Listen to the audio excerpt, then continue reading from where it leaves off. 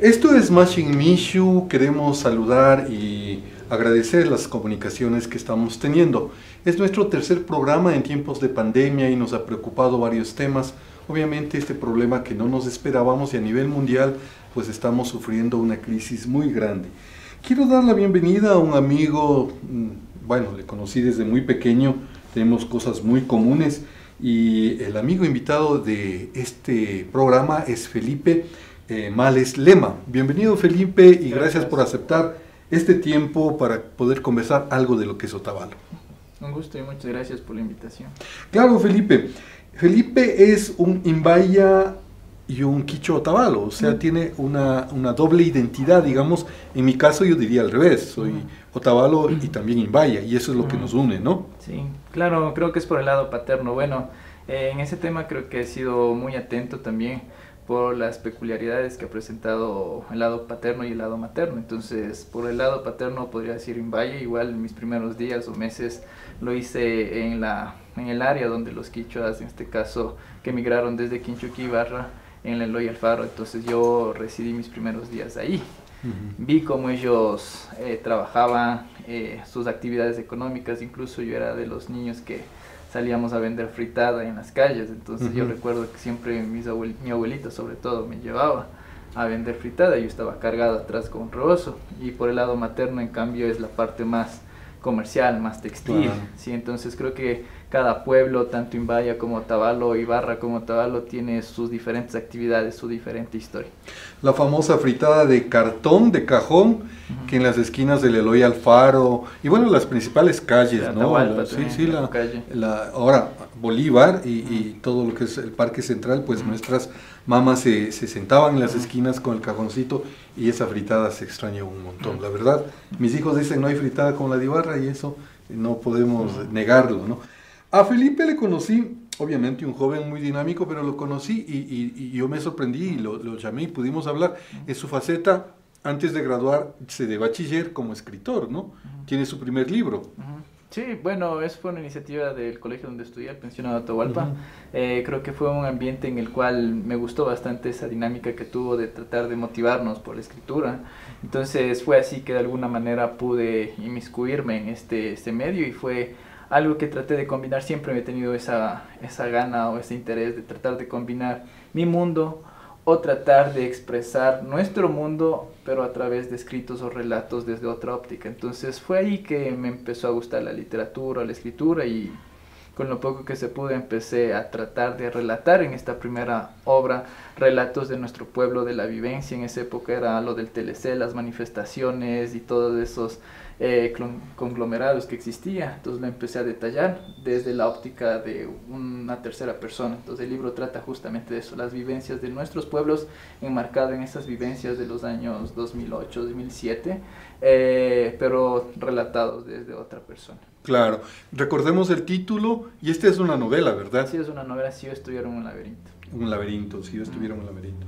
Luego la faceta de músico, obviamente integró o fundó Taquisay, ¿no? Ah, sí, fue eso cuando hubo el Festival Aguacero. Entonces creo que fueron facetas igual enraizados a la parte familiar, que de alguna manera han sido músicos por ambos lados.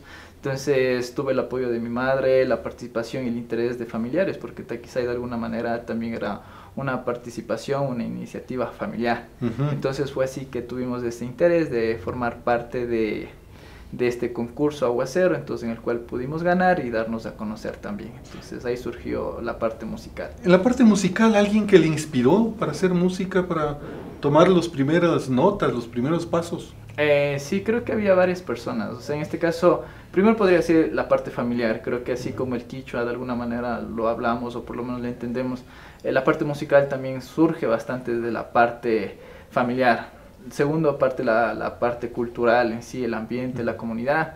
la institución misma. Por ejemplo, yo estudiaba en el colegio Bajay Raúl Pavón, entonces ahí en las horas de recreos durante el Inti Raymi todos salían con sus instrumentos, como buena parte de los estudiantes eran estudiantes indígenas, entonces había esa iniciativa de bailar. Entonces ahí fue la otra parte que también me inspiraba bastante, los mismos estudiantes indígenas que hacían música. Entonces una cosa es bailar y otra cosa es bailar y entonar. Entonces fue así que fui despertando. Después de eso ya fui conociendo, todavía no despertaba mi interés por la historia cultural o familiar, simplemente era un interés más. Entonces fue así que empecé a conectarme con familiares que poco a poco me di cuenta la trascendencia que tenían en el área musical. Entonces conocí a Amado Maigua, a Héctor Maigua, a Rodrigo Pineda. Entonces desde ahí empecé también a adquirir sus habilidades también, y fueron parte de la formación musical que he tenido. Esta etapa termina siendo como coreógrafo para luego pasar a investigador, y también hay una producción muy interesante que es Tuldupay, ¿no? Que es una investigación puesta en escena y en unión con varios artistas, digamos, tanto musicales como de la danza, ¿no? ¿Cómo fue esa experiencia? Bueno, surge de una pregunta en realidad. Creo que al pasar el tiempo dejé de lado ya la parte simplemente innata de hacer música o simplemente seguir a cierto personaje, sino que me nacieron ya intrigas, qué hay detrás de entonar este instrumento, qué hay detrás de esta música o de esta interpretación. Entonces Tuldupay en realidad surge bastante de una interrogatoria, que es el fandango. Detrás de eso también encontré varias personas que estaban muy interesadas o teníamos el mismo interés, en este caso la parte musical o la parte artística de la danza. Entonces fue así que poco a poco se fueron uniéndose varias personas. Pero en sí surge de una pregunta, y en sí todos los proyectos que a partir de Tuldupay han surgido siempre surgen a partir de eso, de preguntas, de intrigas que hay detrás.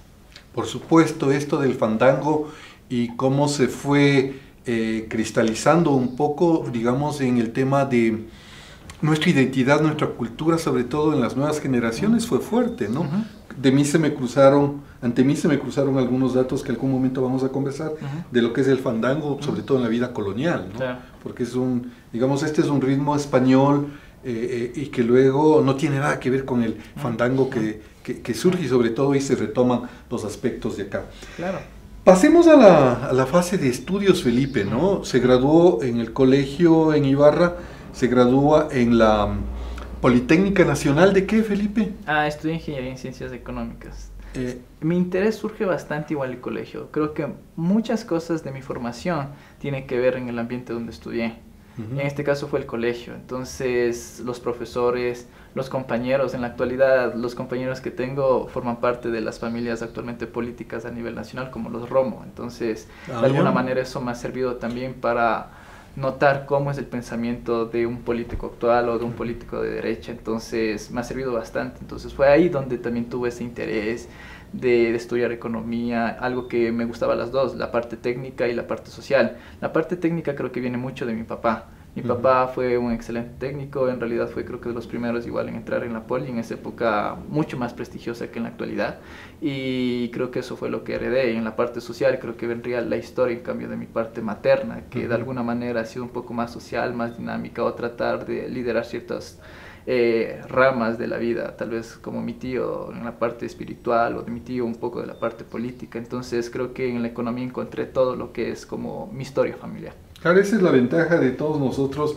Obviamente heredamos lo que nuestros abuelos, nuestros padres nos han dado, ¿no? Y hoy estamos un poco como que respondiendo a esas inquietudes que nuestros padres nos han heredado. Luego viaja a hacer un posgrado. ¿En dónde fue y cuál fue el título, Felipe? Bueno, tuve el privilegio de estudiar en Asia, en Singapur. Estudié en la Universidad Tecnológica de Nanyang y es una maestría en economía. Justamente se basa en cómo construir naciones.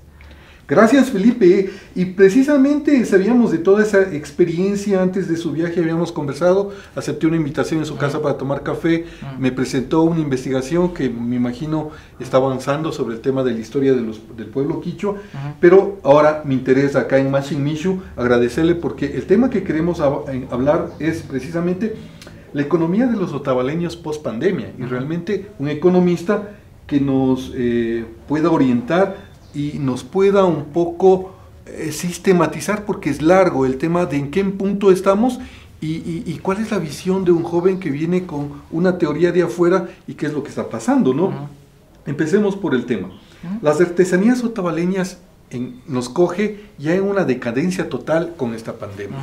¿Usted nos puede hablar un poco, haciendo un diagnóstico inicial de antes de casi ya, claro, cómo estaban las artesanías otavaleñas? Bueno, siempre he tenido bastante interés justamente en ese tema, cuál es la matriz productiva de Otavalo y qué es lo que hacemos los otavalos. Pero creo que para responder esta pregunta y el diálogo en sí de la economía otavaleña y cuál es su futuro, es muy importante saber la historia, qué hubo detrás de todo el proceso económico que hubo de los otavaleños. Entonces, me gustaría también un poquito resumir qué hay detrás de la economía otavaleña, de qué vivían los otavaleños.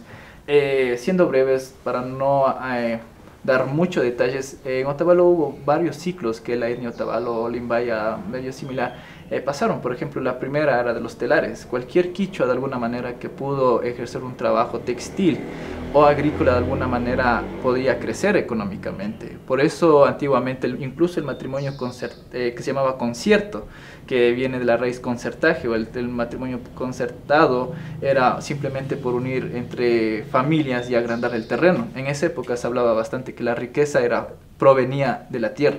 Ahora estamos en otra era que explicaré por qué los datos es en realidad lo que actualmente genera riqueza y ya no la tierra.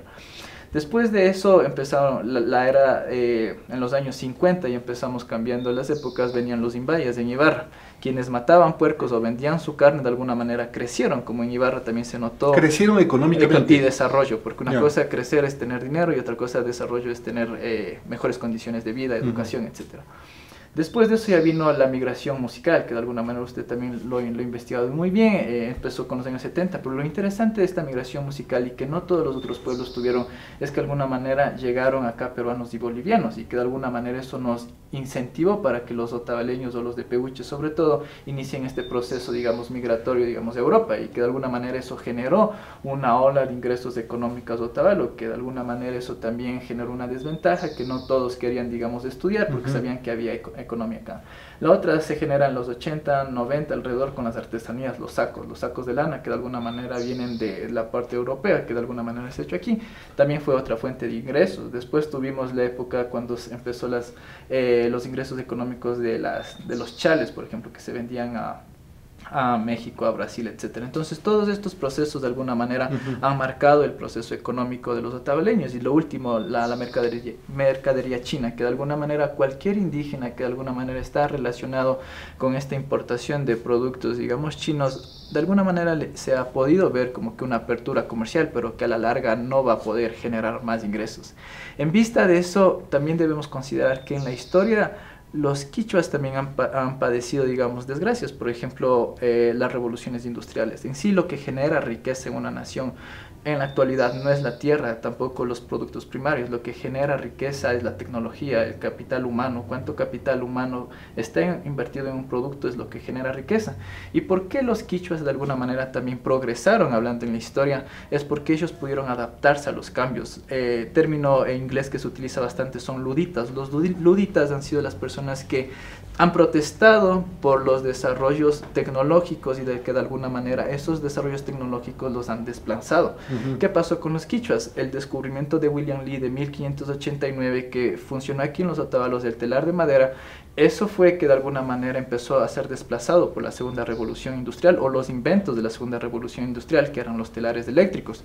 Los primeros telares eléctricos obviamente llegaron a la fábrica San Miguel a finales del siglo XIX. Entonces ese proceso pasó que de alguna manera nos tecnifiquemos. Los quichuas que de alguna manera crecieron también fue por esa técnica, que se tecnificaron de alguna manera. Esos telares de finales del siglo XIX aquí empezaron a ser funcionales en 1970, a partir de 1970, ¿verdad? O sea, estamos retrasados allá con casi un siglo de tecnología. Recordemos también que el descubrimiento del telar eléctrico tiene mucho que ver con el descubrimiento de la electricidad, que no se dio hasta finales del siglo XIX. Los anteriores eran obviamente los telares de madera. Entonces, lo que hizo que en toda nación a nivel mundial crezca la economía fue esto, la electrificación, las revoluciones industriales del motor, de vapor, etcétera. Entonces, eso llegó aquí. ¿Y por qué también los quichuas avanzaron? Es por una técnica que ahorita funciona. Por ejemplo, Singapur, hablando del ejemplo de eso, ¿cómo Singapur creció de alguna manera?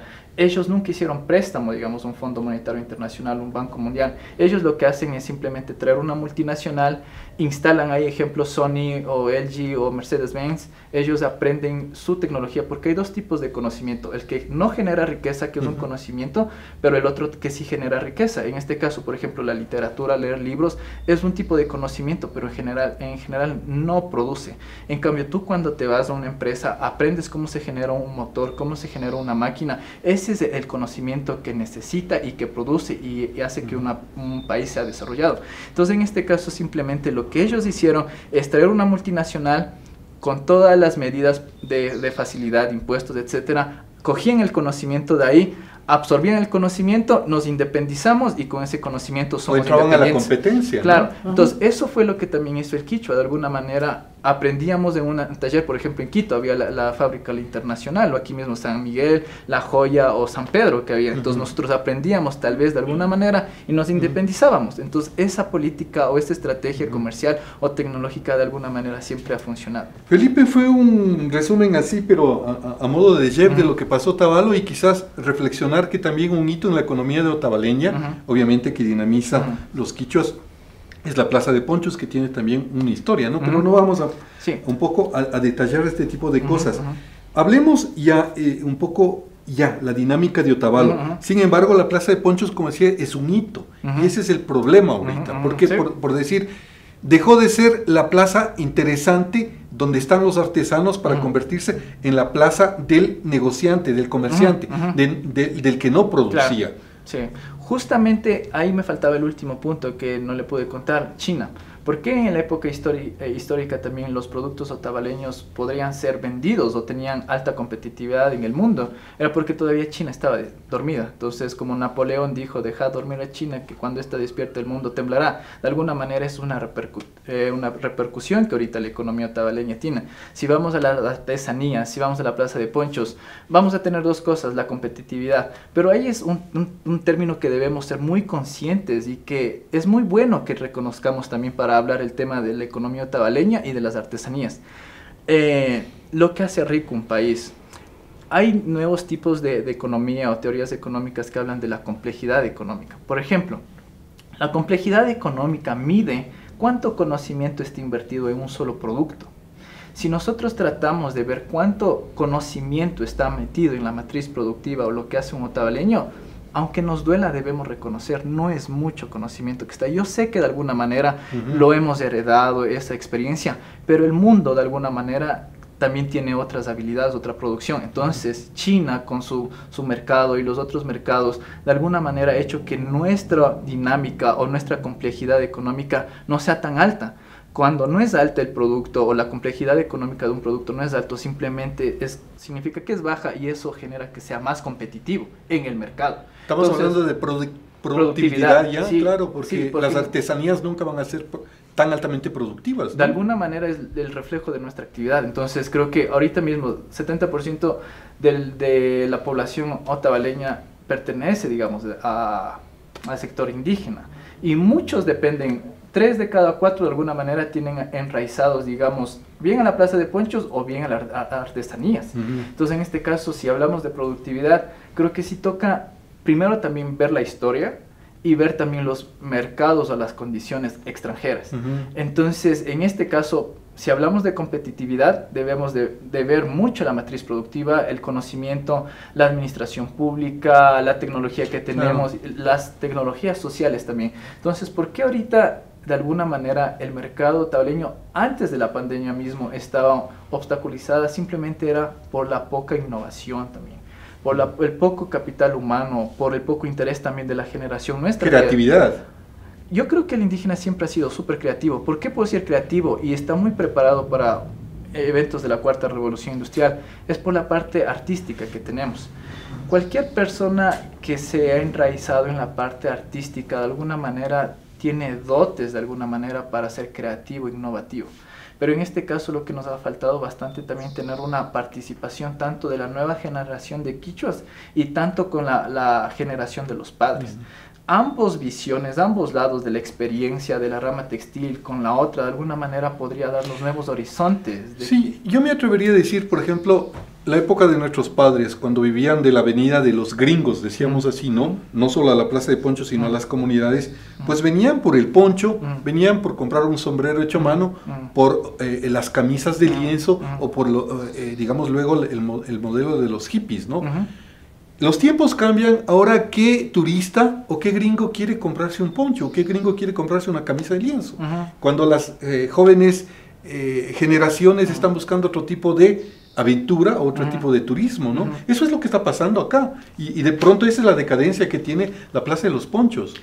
Una podría ser eso, la otra de alguna manera hay modas de alguna manera. Por ejemplo, en la época de los sacos también surgió también por una moda. Esos sacos, como le había dicho, no son, por ejemplo, los de lana, no eran originarios de aquí, sino que eran nórdicos, en este caso también de Europa, tuvo bastante origen, que de alguna manera, como nuestra mano de obra en ese caso no era dolarizada, nos permitía que de alguna manera seamos como que más económicos, y en ese caso venían a Cautavalo a demandar de nuestros productos por la moneda también. La otra, la moda, y la otra también que había visto, como le había dicho, el mercado en sí nos permitía que de alguna manera podamos ingresar, pero ahora con una moneda, con el dólar, que de alguna manera puede haber una estabilidad tal vez económica y monetaria, pero no tenemos política monetaria, que es muy diferente. Creo que la competitividad peruana, por ejemplo, si hablamos la historia de la tela de pez, inclusive esto no es nuestro, se llaman los aguayos, y aguayos tenemos muy claro que viene del Perú o de Bolivia. Entonces de alguna manera debemos también reconocer que los quichuas tampoco hemos creado nuestras artesanías al 100%. Sí hay artesanías que son creadas, pero el aguayo no es nuestro y es algo que se ha vendido tal vez con etiqueta nuestra. Copiamos mucho, la verdad, sí. O sea, lo que ya lo dijo los bordados, al inicio, por ejemplo, ¿no? Los bordados tampoco es originario de Tabalo, aquí viene la hacienda de Zuleta, porque... Sí, pero eso también viene otra influencia, o sea, los bordados vienen por la influencia de Galo Plaza, Lazo y su esposa, la fundación que vino a la hacienda. Pero también lo copiaron desde Centroamérica, desde México, o sea, hay lo que decíamos al inicio, ¿no? Un poco la posición de lo que puede pasar ahora con lo que se conoce como artesanías otavaleñas, y estoy centrándome en la Plaza de Ponchos, ¿no? ¿Qué hacer en esa medida? Porque ahora vemos que los señores que están, más o menos se calcula, le voy a dar un poco de datos, que esto por la posición donde estoy en este momento, conozco algo, no los datos precisos, pero aproximadamente existen 840 puestos, podríamos decir. Si decimos puestos son familias, diríamos 840 familias o puestos que diariamente viven de la Plaza de Ponchos. O sea, ¿qué hacer con esas 840 personas que dependen de este espacio de comercio y de vida? Justamente eso ha sido un problema. Primero, ¿por qué? Porque si hablamos de la Plaza de Ponchos, el 80% de los mayores clientes de la Plaza de Ponchos no es el gringo, no es el que viene el sábado, sino es el mismo indígena. Eso primero debemos iniciar, que el mejor comprador de la Plaza de Ponchos es el mismo tabaleño, y este mismo tabaleño va a vender en Guayaquil, en Cuenca, se va a otros países de Europa, España, Estados Unidos, pero ahorita sabemos muy bien que eso está obstaculizado, al menos hasta que no se escuche hablar de que hay agencias de viaje de alguna manera que están empezando ya a vender los boletos. Este mercado se va a paralizar. Y también debemos considerar otra cosa, que las artesanías o los productos que nosotros hacemos no son de bienes de primera necesidad. Eso significa que el comportamiento económico actualmente ha cambiado. Cuando tú no tienes trabajo, no vas a invertir, digamos, en artesanías o comprarte, digamos, tal accesorio, porque tú sabes muy bien que ahorita no generas ingresos.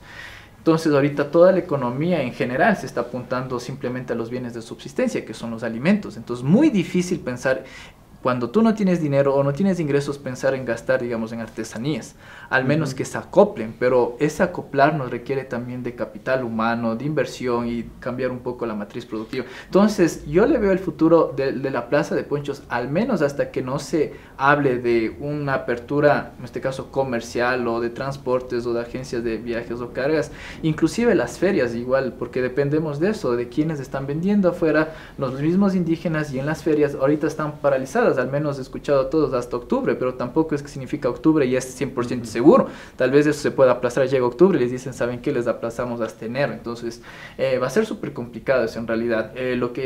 Algo también que he notado bastante sobre la venta digital, el comercio digital y todo eso. El problema es que también hay un pequeño problema. Hay muchas personas que no saben qué hay detrás de una plataforma digital o del e-commerce y de todos esos negocios que están hechos en plataformas digitales. He escuchado muchas personas que piensan que una solución es vender en línea, pero la cosa es la demanda.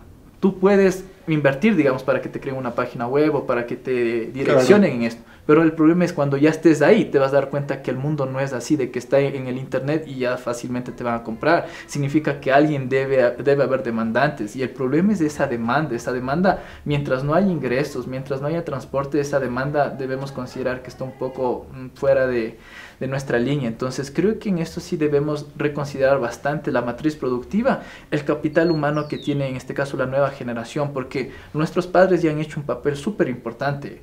Creo que debemos ya agradecer los jóvenes a la generación, y que es la más valiente, porque ahorita los que de la Plaza de Poncho, los que más hablan, no son los jóvenes, inclusive siguen siendo los mismos mayores. Creo que ahorita la responsabilidad de alguna manera es de los que recae en quienes los padres están dando educación. Pero ¿hacia dónde ir? O sea, si bien pueden ser los padres quienes demandan, pero los jóvenes, ¿la economía hacia dónde debería ir? Hay un tema súper interesante que se llama la telemigración. Es un tema mucho más antiguo, mucho más antes de lo que había esta pandemia. La telemigración, yo le consideraba que era el proceso del Mindaleo, o Mindaleo, la nueva fase que debíamos tener, sobre todo la nueva generación.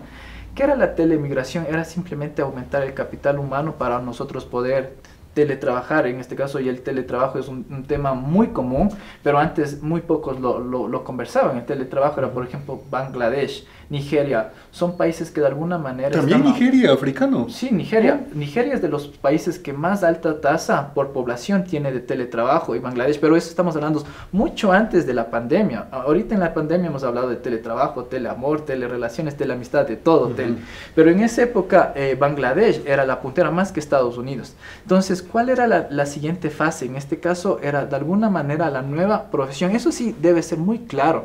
Los quichuas de la nueva generación nunca deben desvalorar lo que nuestros padres hicieron, nuestras artesanías, nuestra agricultura. Lo único que debemos hacer es simplemente darle el toque más digital, el toque más moderno. De alguna manera los estudios nos han permitido que de alguna manera podemos darle el valor agregado que ahorita necesitan para poder ser expendidos.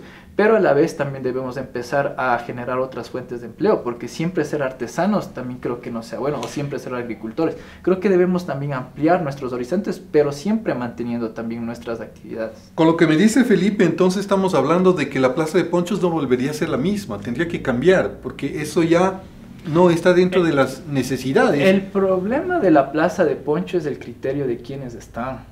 Ustedes también van a saber muy bien el problema que tiene la Plaza de Poncho. Mario Conejo o las autoridades, o inclusive más antes, también han querido hacer cualquier cambio.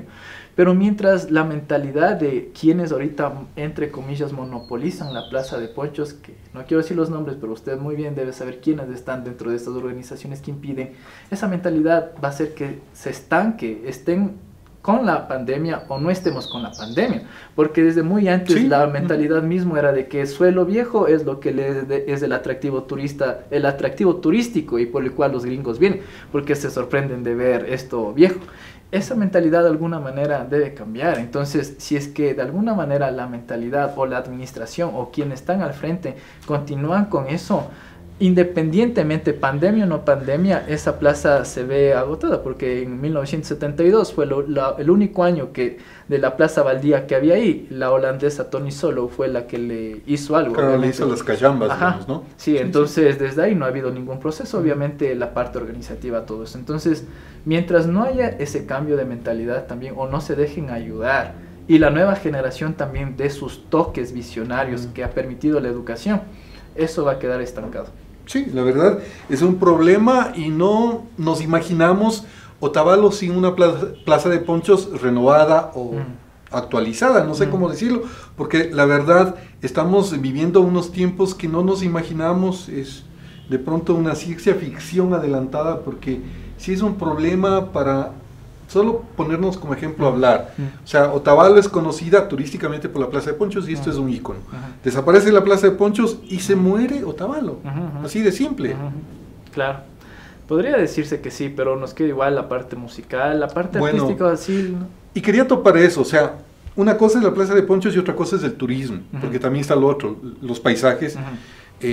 Yo escuché a un científico bastante halagado, porque decían que, por ejemplo, Otavalo tiene las mismas condiciones para ser declarado como la nueva Vilcabamba, porque aquí la gente muere ya de muy, muy mayor. Bueno, ahorita estamos afectados por la pandemia, esperemos que no haya más afectación al respecto, pero por ejemplo, la abuelita de mi esposa murió a los 105 años, y si vamos recabando así, hay mucha gente que aquí muere ya muy mayor, y se dice que son a las condiciones del agua, se dice que son a las condiciones climáticas y a las condiciones de aire, porque tenemos...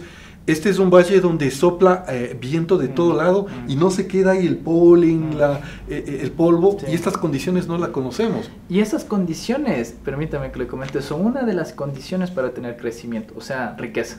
Porque los otros países, históricamente podemos ver la data de todos los países, quienes de alguna manera tienen el suelo o el clima más cálido y más húmedo, son los países que de alguna manera han decrecido o no han podido crecer en el tiempo. En cambio, países como este o ciudades como esta es una de las condiciones que tendría para poder crecer exitosamente. Bueno, entonces, si Felipe un poco ya tiene una propuesta a ese nivel, diríamos, ya en palabras de Felipe, o sea, Otavalo tiene las condiciones de cambiar una matriz productiva y está preparado para mejor futuro, a condición de otros sectores. Sí, en este caso lo que podría decir, cambiar la matriz productiva es algo complejo en realidad. Por ejemplo, Correa de alguna manera quiso cambiar la matriz productiva, teniendo tal vez Yacha y hacernos un poco más industriales.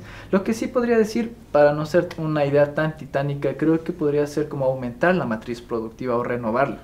En este caso, como le había dicho, seguir siendo los mismos, darle un toque mejorado, tal vez más digital, con un toque más investigativo también de alguna manera, pero también no dejar la parte educativa también, que de alguna manera los nuevos quichos también están, sí, debemos los dos lados, siempre he pensado, la parte de nuestros padres y la parte de nuestras profesiones, los dos deben ir de la mano. Entonces, en este caso, ¿qué hacer en la Plaza de Ponchos? Primero, sí tener una dinámica de cómo se administra la Plaza de Ponchos también. Por ejemplo, si se pregunta en la historia de por qué los primeros indígenas se fueron a estudiar, era por esa necesidad de los padres cuando vendían puercos o hacían negocios que necesitaban contar. Entonces, por esa necesidad les mandaban a los hijos para que puedan estudiar, porque algunos padres inclusive les ponían algodón en las orejas para decirles, ¿sabe qué? Este hijo no puede oír, no puede hablar. Entonces, omitían ese derecho desde los padres mismos para que vayan a la escuela.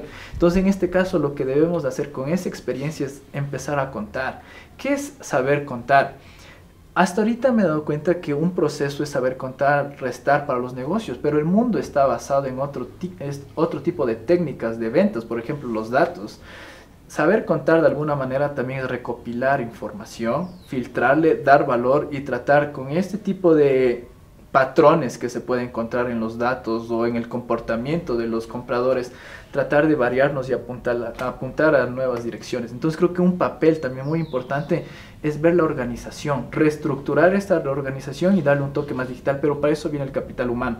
Las 4 cosas que hacen rico una nación, primera cosa es el sector buen gobierno. El primero se refiere, por ejemplo, al capital humano que hay dentro de una administración pública. Por ejemplo, ¿por qué inició la revolución industrial en Inglaterra? No fue por la suerte o el azar, porque sus gobernantes eran técnicos. Si hay un gobierno, el líder técnico o sabe de muchas cosas, de la dinámica de muchas áreas tecnológicas, por ende también va a ser muy influyente en sus políticas. Segundo es la parte tecnológica. Y la tercera también es el capital humano, sus habitantes, qué tan educados son. Y el cuarto también es la tecnología social, las comunidades, la unión, la dinámica, la participación, la unión entre todos estos sectores. Entonces creo que algo que sí debe influir bastante también es la administración pública. Claro, pero con un proyecto político, digamos. Por ejemplo, hablemos del caso español o del País Vasco, así muy concretamente, ¿no? Llegan a un acuerdo entre sociedad civil y ente productivo, económico, y sacan bajo una, digamos, un pacto político en donde se ponen las reglas claras y todo el mundo respeta, y después de 10, 20 años ven todos los productos que están ahí, ¿no? Claro. Aquí no nos hemos puesto de acuerdo en un mes, o sea, es el problema que tenemos. Claro. Justamente eso, y faltaba uno más. Digamos, en este caso, bueno, los 4 ejes son de alguna manera quienes han generado desarrollo, crecimiento, pero vienen 3 instituciones detrás de su gobierno, la academia y en este caso también la sociedad civil. Si vamos a ver por qué las naciones crecen también de alguna manera, un claro reflejo es la universidad. ¿Qué universidad está instalado? ¿Qué centro educativo está instalado dentro de esa sociedad? Por ejemplo, si vamos a ver, aquí funciona el Instituto Otavaleño de Antropología y la Universidad de Otavalo. ¿Funciona? No sé si yo vi que estaban reabriendo nuevamente, pero Bueno, funcionó creo que en su tiempo. Funcionó en su tiempo, y de alguna seguro. manera la colección Pendoneros, la Plaza de Ponchos también estaba involucrado con eso y fue algo súper interesante. Pero bueno, este es un reflejo de nuestra actividad económica o de nuestra actividad productiva. Hay otras sociedades que tienen, digamos, instaladas, digamos, universidades súper técnicas y que de alguna manera hace que sus ciudades o sus ciudadanos más cercanos de alguna manera también propongan, digamos, alternativas. Entonces, por eso siempre debe haber este equilibrio o ese caminar juntos, academia, universidad y sociedad civil. Obviamente las universidades en el país no están sintonizadas. Si hablamos del ejemplo local, no están aportando este desarrollo, porque ¿qué están votando? ¿Qué tipo de profesionales? Abogados, o sea, seguir manteniendo las mismas profesiones clásicas que ya no han dado éxito, ¿no? Sí. Estamos aprendiendo muy bien, yo le siento como un profesor y yo ya me estoy quedando caduco dentro de las teorías. Yo estaba dentro de la gobernabilidad, gobernanza, pero ya estamos hablando de otras cosas que quizás empate dentro de los conceptos que tenemos. Pero bueno, gracias Felipe por estar acá. Gracias. Pero vamos a esta parte de la economía y la política son muy relacionadas. Quizás ahí es nuestra falla. O tenemos economistas que nos han tildado o nos han puesto o impuesto las políticas más desastrosas por las que nos encontramos así el país y también a nivel local, o también los políticos no entienden nada de economía. Según usted, ¿qué es lo que está pasando acá? Yo pienso primero, la definición de político, porque aquí he notado que el político de alguna manera es cualquiera. Hablamos de la política ahora. Lo político sí es algo dignificante, pero la política es la que... En ese caso creo que los dos van a la par, deberían ir muy a la par, porque hay política económica y economía política. Las dos de alguna manera deben llevarse muy bien.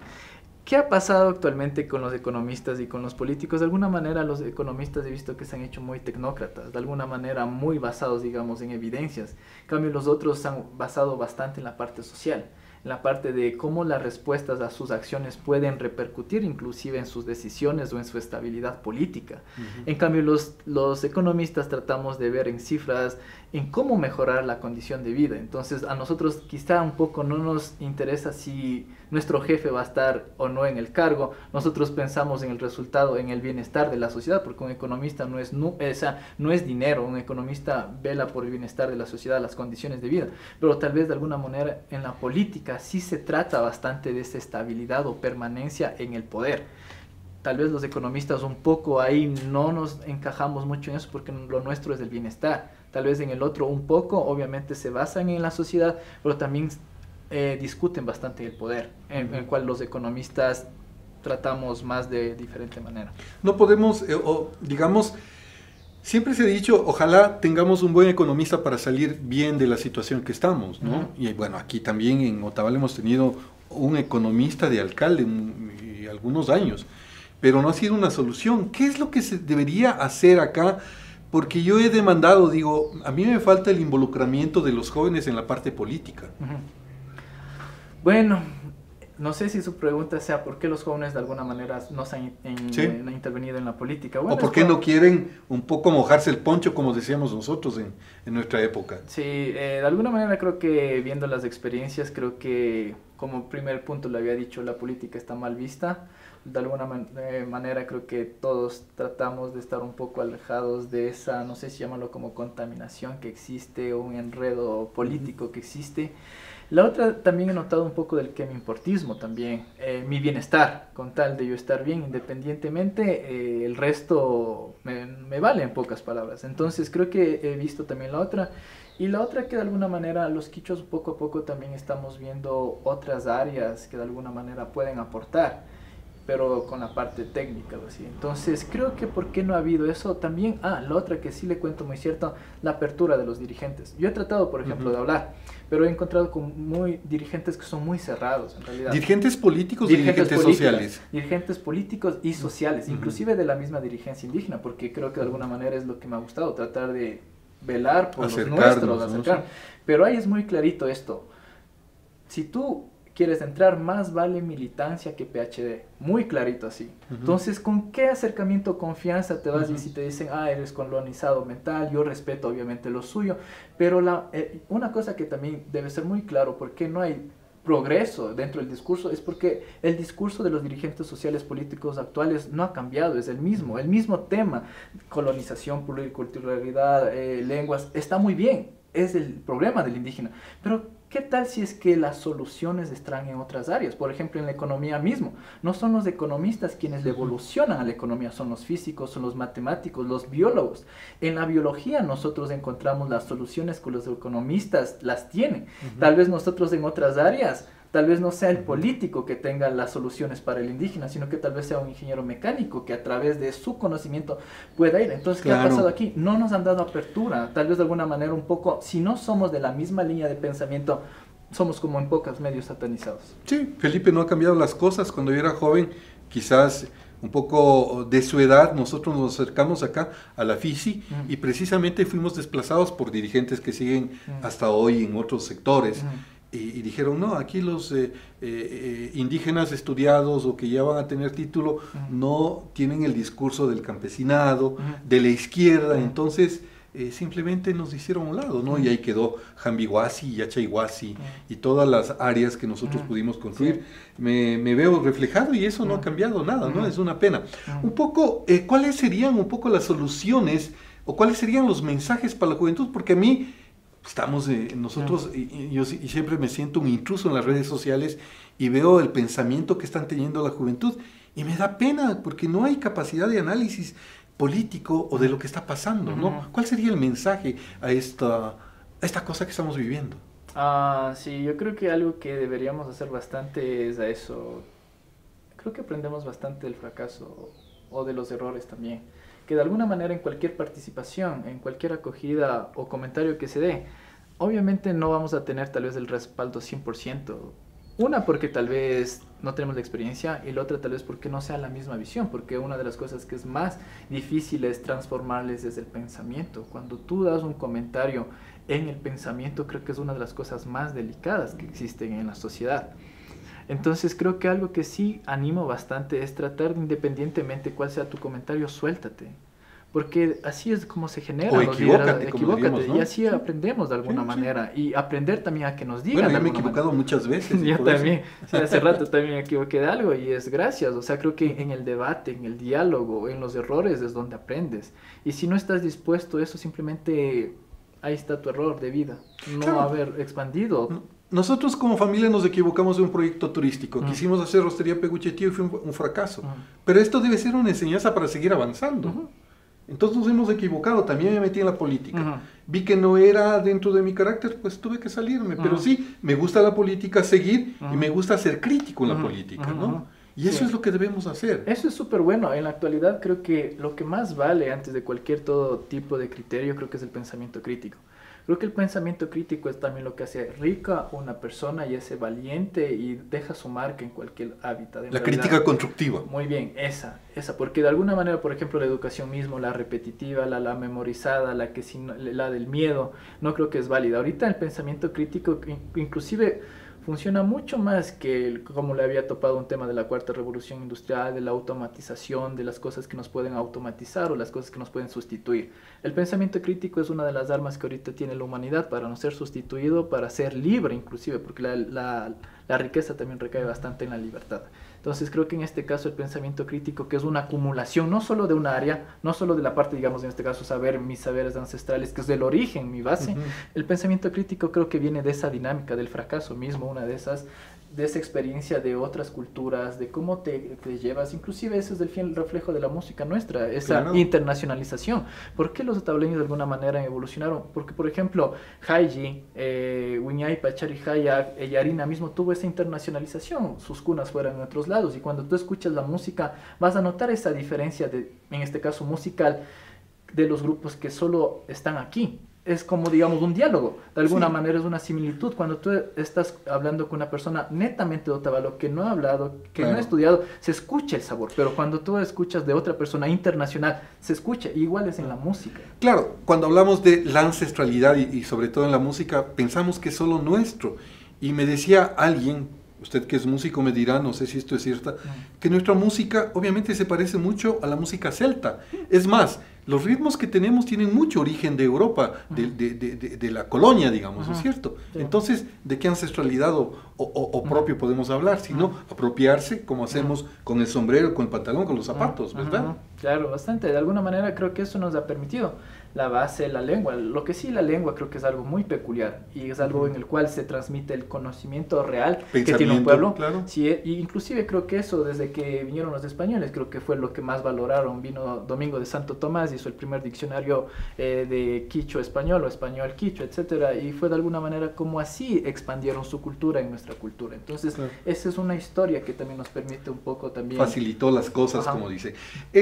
Cuando decimos ser críticos, tampoco es esa criticidad que es torpe, que es boba, que es tonta, ¿no? Es una decir, necia, por ejemplo. Claro, o ya llover sobre lo que está.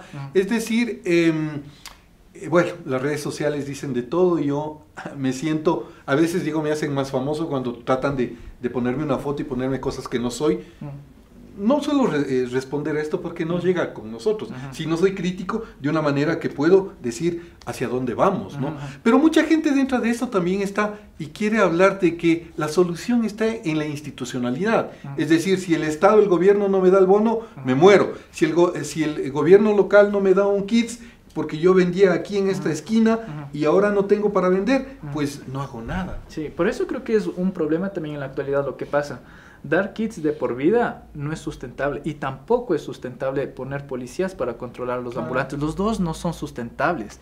De alguna manera toca también enseñarles a trabajar, ver qué otros campos también. Eso sí se puede hacer, enseñarles a ver. Yo hice un recorrido, obviamente por mi trabajo, fui a hacer, acompañé a unas compañeras que hacen asistencia a niños minusválidos. Y vi que nuestro campo está sumamente productivo, es decir, la gente está cultivando su chacrita y haciendo su huertito, sus animales menores, pero con mucha dinámica, ¿no? Mientras que otra gente muy cómodamente se queja. Hay que ser sinceros, de alguna manera al quichua tabaleño sí le tocó el capitalismo, tal vez a la nueva generación, en eso de no ser tan participativos, tan arriesgados o topar cierto tipo de actividades. Si notamos una diferencia entre, digamos, quichuas del sector, digamos, de ciertas comunidades, son más participativas en todo sentido. De alguna manera, las personas que han participado de algún proceso o por sus padres, la parte capital, se han alejado de eso.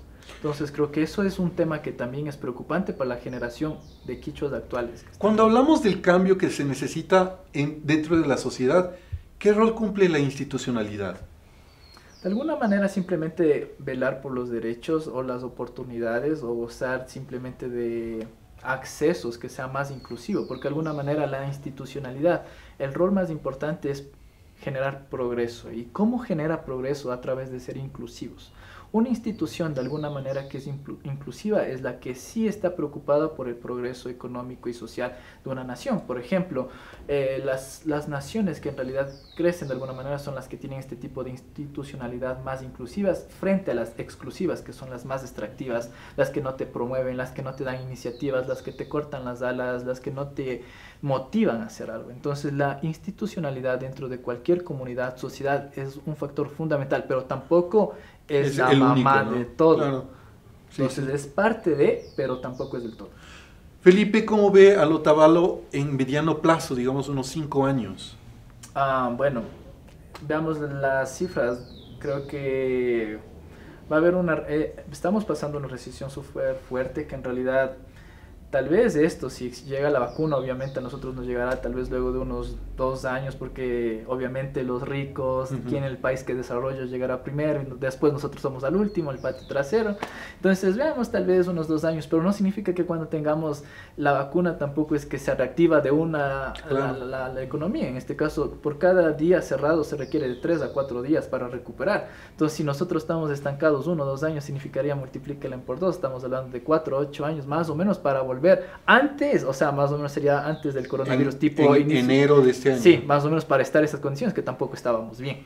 Entonces, la condición ahorita del futuro económico tabaleño sí es complicado, pero no es nada imposible. ¿Por qué? Porque de alguna manera los quichos hemos sido arriesgados en todo sentido, hemos sido abiertos, hemos sido curiosos. Entonces, eso ayuda bastante también frente a otras comunidades o nacionalidades. Por ejemplo, también contra la mestiza mismo. De alguna manera nosotros hemos podido aventurarnos en otras áreas que tal vez otros no han podido hacerlo. Por ejemplo, algunos venezolanos mismos han dicho que ellos tienen tierra fértil, pero como ellos eran acostumbrados a trabajar en la oficina, ellos no me voy al campo. Sí, pero nosotros dependían mucho del petróleo y del Estado también, ¿no? Entonces en ese caso nosotros creo que, bueno, de mi parte creo que nos podemos adaptar a cualquier caso. Entonces, ahorita, como dijo Charles Darwin, es una frase súper buena y que me gusta repetirles, que las especies que más subsisten no son las más fuertes, las más veloces, sino que son las que más se adaptan al cambio. Y los otavalleños podemos hacer eso, somos los que más nos adaptamos al cambio. Entonces, de alguna manera, esa herencia que viene de nuestros padres, más la educación que tenemos, creo que es una condición suficiente. Ahora que dentro del capitalismo o esas oportunidades económicas que varias familias han tenido, no las saben aprovechar, pues ya es problema de cada uno. Pero yo sí considero bastante eso, que de alguna manera nosotros sí podemos adaptarnos, y en este caso sería una mezcla de dos: educación y la herencia de nuestros padres. Felipe, agradecerle por su tiempo, por sus mensajes que hoy hemos tenido en este diálogo muy ameno, muy dinámico, digamos así, por todo lo que hemos topado. Pero esto tiene que terminar, las redes sociales son así.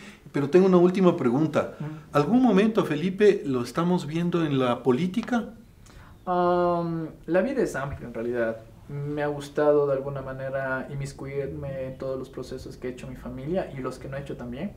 En este caso, por ejemplo, la agricultura, los tejidos. Bueno, no salí futbolista porque mi abuelito era futbolista. Me faltó esa parte. Eso yo no, eso fue algo que... No, su papá fue su abuelito fue de los Imbayas primeros, ¿no? Sí, fue de esos, de los que fundaron en 1948. A su abuelito le decían... Patojo, decían que tenía un pie, pero de romperredes. No sé. Mi abuelito igual de esa misma época, ¿no? Entonces, Chino Vega. Ajá, claro, entonces creo que son varias áreas en la vida, en realidad. A mí me alimenta todo eso también, creo que es lo que me hace feliz. Pero me gustaría bastante un proceso cuando tal vez esté más desarrollado, incluso en la madurez política, la madurez personal también. Me gustaría, pero no estancarme en eso. Me gustaría generar otro tipo de habilidades, como mis familiares también, en la parte empresarial, tal vez en esta parte, gracias a Dios, pude tener una educación, tal vez un poco en la parte académica, investigativa. Sí, o sea, la vida es amplia, me gustaría... ¿Algún proyecto que ya esté por salir a la luz? ¿La investigación? Sí, por ejemplo, ahorita algo de lo que trato bastante de proponer es el Observatorio Económico de Quichua. En este caso, lo que quiere hacer este observatorio es simplemente utilizar datos y mostrar las evidencias de la educación del proceso económico quichua, porque en la actualidad, por ejemplo, nos dicen que somos el 7% de la población indígena, pero nadie se ha cuestionado qué hay detrás de ese número. O sea, todos repetimos lo que el INDEC nos dice, pero nadie lo ha analizado, y en realidad hay un error fatal detrás de eso. Entonces el Observatorio de Economía Quichua en realidad trata de analizar, recopilar datos, decir cuál es en realidad la radiografía económica y social de los pueblos, porque ahorita sabemos que obviamente sí estamos pobres, no tenemos acceso, pero en cifras no sabemos cómo ha ido evolucionando nuestra matriz productiva, la migración, los ingresos, la educación. Entonces el observatorio simplemente partiría con eso, empezar a radiografiar en números, en cálculos, cómo está evolucionando o no hemos evolucionado y cuáles son las proyecciones. El segundo bastante que me interesa es el instituto, bueno, lo digo en inglés, es Quichua Institute of Science and Technology. Es un instituto que me gustaría hacer partiendo desde un network de profesionales quichuas, porque de alguna manera, como lo había dicho, la dirigencia, otro de los problemas que también la dirigencia también tiene y que hay que considerar y respetar mucho, es que han sido liderados únicamente por abogados o personas que han sido muy arraigadas en la parte social, inclusive muchas que no han tenido formación y que consideran que, y es muy respetable eso, recalco, la parte de la formación natural, de que van a las montañas y se alimentan, y que es muy válido también eso, pero la participación científica, tecnológica dentro de este tipo de gremios no ha sido tanta o muy notoria. Entonces lo que tratamos de hacer es, a través de la ciencia y la tecnología, tratar de buscar otros escenarios. Por ejemplo, en la manifestación de octubre mismo, la misma estrategia, la fuerza social ahorita ya no es en realidad todo. Por ejemplo, nos atacaron con el internet, pero en este caso ni así nos mueramos o así ataquemos con la fuerza física, el internet nos ataca con la fuerza física, si no necesitábamos programadores, Claro. quienes entiendan el funcionamiento de eso para ver cómo nos limitaron justamente en la área de la manifestación y cómo podemos sacar conectividad. Entonces Claro. ese es otro tipo, por ejemplo, la guerra cibernética. Entonces necesitamos otro tipo de profesionales quichuas que abarquen diferentes, porque la sociedad en sí es compleja. Es un sistema complejo que necesitamos médicos, economistas, sociólogos, abogados, científicos, matemáticos, astronautas también, es lo que sueño bastante. Entonces, este instituto en realidad lo que tratamos es de expandir primero el diálogo, porque no queremos, porque el origen también de la riqueza parte bastante en el diálogo, en el conocimiento que tiene una nación. Con esto queremos impartir primero, porque nosotros también éramos científicos, los incas también lo eran, por ejemplo, los astronautas, el Quipu Camayu que hacía datos, en este caso el científico de datos. Entonces, de alguna manera, esa historia nuestra se ha arraigado simplemente con esto de las manifestaciones, con nuestra historia social, que es muy respetable y es muy triste. Entonces, simplemente queremos expandir conocimiento, aportar en otras áreas para lo mismo, el bienestar colectivo de nuestros pueblos. Me quedo corto, realmente hay cosas que quería seguir profundizando, pero agradecerle porque y espero que exista una nueva oportunidad de conversar en cosas muy puntuales, Felipe, y en este espacio Mashin Mishu, que tenemos muchos amigos que sí nos piden que topemos temas y que nos conozcan de fondo cómo estamos aquí los quichua otavalos. Terminemos con esa frase, ¿cierto? El conocimiento es poder ahora y el poder es lo que va a demandar a pesar de lo que se venga. Realmente, y los quichuas tenemos mucho conocimiento que todavía está por descubrirse. Muchas gracias, Felipe, y esto es Mashin Mishu. Suscríbase y estamos conversando de estos temas muy interesantes.